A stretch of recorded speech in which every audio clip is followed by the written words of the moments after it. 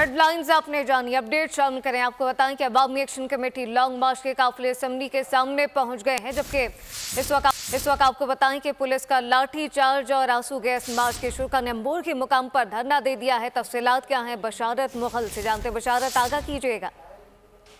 जी बिल्कुल, आज़ाद कश्मीर के दारुल हुकूमत मुजफ्फराबाद में असेंबली सेक्रेटेरिएट है, जहां सुप्रीम कोर्ट, हाई कोर्ट और आज़ाद कश्मीर कानून साज असेंबली है। उसके सामने मुजाहिरीन और पुलिस के दरमियान झड़प हुई है और पुलिस ने आंसू गैस का इस्तेमाल किया है और इस वक्त मुजाहिरीन और उस पुलिस के दरमियान जो झड़पें अभी तक जारी हैं। और दूसरी तरफ मुजफ्फराबाद शहर की अगर बात की जाए तो चारों इतराफ इस वक्त कशीदगी पाई जाती है। अभी थोड़ी देर कबल इंटरनेट सर्विस को भी बंद कर दिया गया है।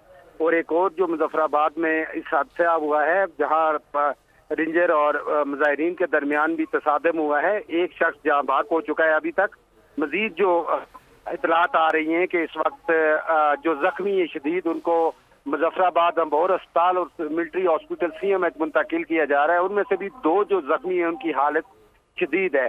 तो इस तरह मुजफ्फराबाद में आ चुके अवामी जॉइंट एक्शन कमेटी की जानिब से हुकूमती जो मुतालबात हुए वो पूरे हुए थे। वो मुजफ्फराबाद की जानिब मूव कर रहे थे, यहाँ उन्होंने एक बड़ा जलसा करना था और जलसे के अंदर उन्होंने जो हुकूमती मुज़ाकराती जो टीम थी उनके साथ जो जुमला जो मसाइल है इनके हल हुए, जिसके ऊपर ही हमेशा पिछले 1 साल से जो हुकूमत के साथ इनका टकराव चला आ रहा था।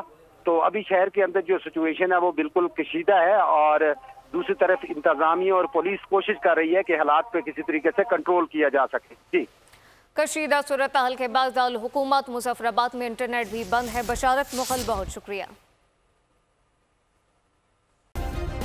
सब्सक्राइब करें और बेल दबाएं ताकि कोई खबर रह न जाए।